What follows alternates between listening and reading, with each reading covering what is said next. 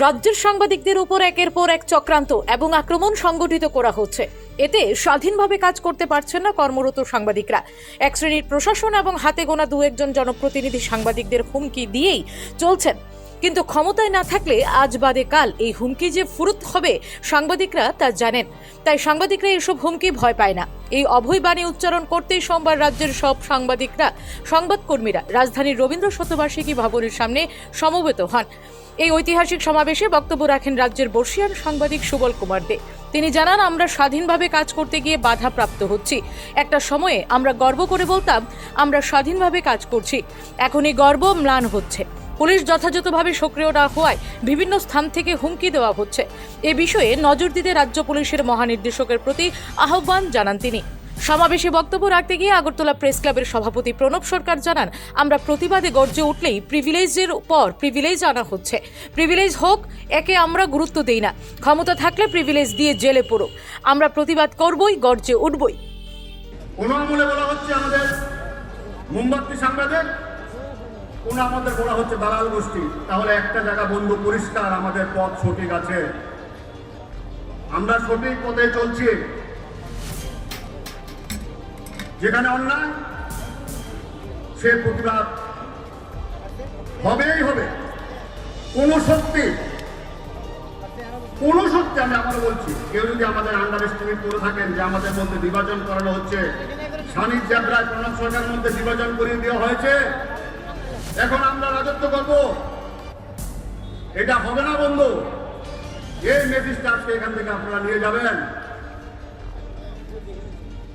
আমাদের মধ্যে ডিভিশন করে, বিভাজন করে সাংবাদিকদের দাবিয়ে রাখা যায় না।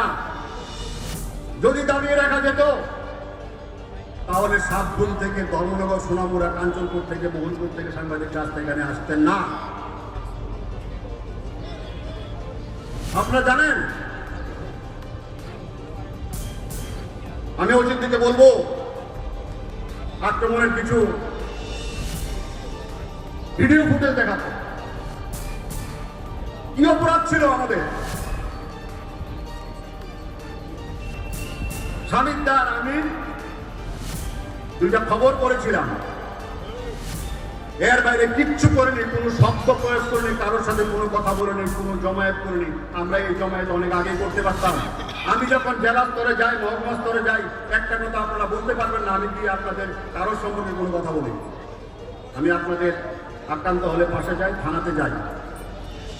কি অপরাধ ছিল আমাদের? কেন পলিটিক্যাল তকমা দিয়ে, দালাল আখ্যা দিয়ে, প্রিভিলেজের পর প্রিভিলেজ, প্রিভিলেজের উপর প্রিভিলেজ। আমি আবারও বলবো, এই মঞ্চ থেকে বলবো, আমার বিরুদ্ধে, সানিকদার বিরুদ্ধে আরো প্রিভিলেজ করুন, যতবারে করুন। এইসব প্রিভিলেজকে আমরা গুরুত্ব দিই না। এটাও একটা প্রিভিলেজ হবে।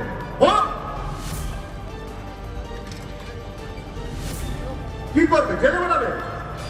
আমি যদি অন্যায় না করি, কেউ বলতে পারবেন না এই সাংবাদিকরা যারা এসছেন কোন ধরনের অন্যায় কাজ, কোন ধরনের দুই নম্বরী কাজ আপনারা শুনেছেন বা আমি করেছি বা আমরা করেছি।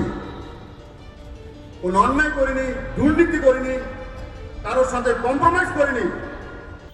সভায় বক্তব্য রাখতে গিয়ে সাংবাদিক সানিদ দেবরায় বলেন, সাংবাদিকদের উত্তেজিত করাবেন না, কারণ তারা রাজ্যের সুস্থিতি রক্ষায় আপনাদের সাহায্য করছে। সাংবাদিকরা ক্রুদ্ধ হলে টলমাটাল হবে গণতন্ত্র এবং শাসন ব্যবস্থা। আমরা প্রিভিলেজকে ভয় পাই না। কলমকে, ক্যামেরাকে পেশা করে যে নেমে এসেছি, যেদিন আমরা নেমে এসেছি সেদিন আমরা মাথায় কাপড় বেঁধে এসেছি। আমরা জানি অন্যায়কারী আমাদের কণ্ঠরুদ্ধ করবার জন্য যাবতীয় প্রচেষ্টা করবে। আর এই রাজ্যে যতবার সেই প্রচেষ্টা হয়েছে প্রত্যেকে তার সমুচিত জবাব পেয়েছে। বিরোধী দলে যারা আছেন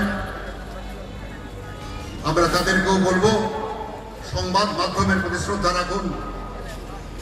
সংবাদ মাধ্যমের সমস্যায় আপনারা মুখ খুলুন। আপনাদেরকেও ভারত রত্নের মতো রত্ন খচিত উপাধি প্রত্যাখ্যান করেছে, আর আপনারা চলে যাচ্ছেন সামান্য সংবর্ধনা নিতে। তারপর আপনার মর্যাদা আমাদের কাছে কোথায় দাঁড়ায়? আপনি কি করে আগামী দিন বলবেন যে এই রাজ্যে, এই দেশে মাদক বন্ধ হোক, মাদক পাচারকারীদের শাস্তি দেওয়া হোক? আপনি বিবেকের কাছে প্রশ্ন করুন। ফলে আদি ও বিরোধী এবং ক্ষমতাসীন সবাইকে বলছি, যিনি সবচেয়ে বৃদ্ধ তাকেই যদি প্রধানমন্ত্রী বানাতে হতো, যিনি পরিবারের সবচেয়ে বৃদ্ধ তাকেই যদি পরিবারের কর্তা বানাতে হয়, তাহলে এটা কোনো অতি উর্বর মস্তিষ্কের কল্পনা বলে আমরা মনে করব। আদি বলে কিছু হয় না, আদি মধ্য পেরিয়ে তবেই বর্তমানের সৃষ্টি। 450 কোটি বছর আগে এই পৃথিবীর জন্ম হয়েছে, 350 কোটি বছর আগে এর মধ্যে প্রাণ এসেছে। প্রাইমেট মানে বানররা এসেছে 6 কোটি বছর আগে। মানুষ মানে হোমো সেপিয়েন্স মাত্র 3 লক্ষ বছর আগে এসেছে। আজকে 2026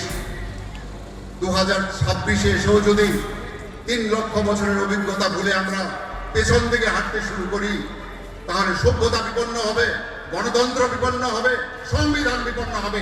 এর বিরুদ্ধে আমরা সদা জাগ্রত, আমরা রুখে দাঁড়াবই। এদিন এই সমাবেশ থেকে সাংবাদিকদের এক প্রতিনিধি দল মুখ্যমন্ত্রী সরকারি বাসভবনে গিয়ে মুখ্যমন্ত্রীর সাথে দেখা করে বিভিন্ন দাবি দাওয়া সম্মিলিত স্মারকপত্র তুলে দেন। এই প্রতিনিধি দলই ছিলেন পত্রিকা হকারদের প্রতিনিধিও। প্রসঙ্গত উল্লেখ্য যে এই প্রথম রাজ্যের সাংবাদিক এবং সংবাদপত্র কর্মীরা ঐক্যবদ্ধভাবে বিভিন্ন দাবিতে ভিত্তিতে মুখ্যমন্ত্রীর নিকট ডেপুটেশন প্রদান করলেন।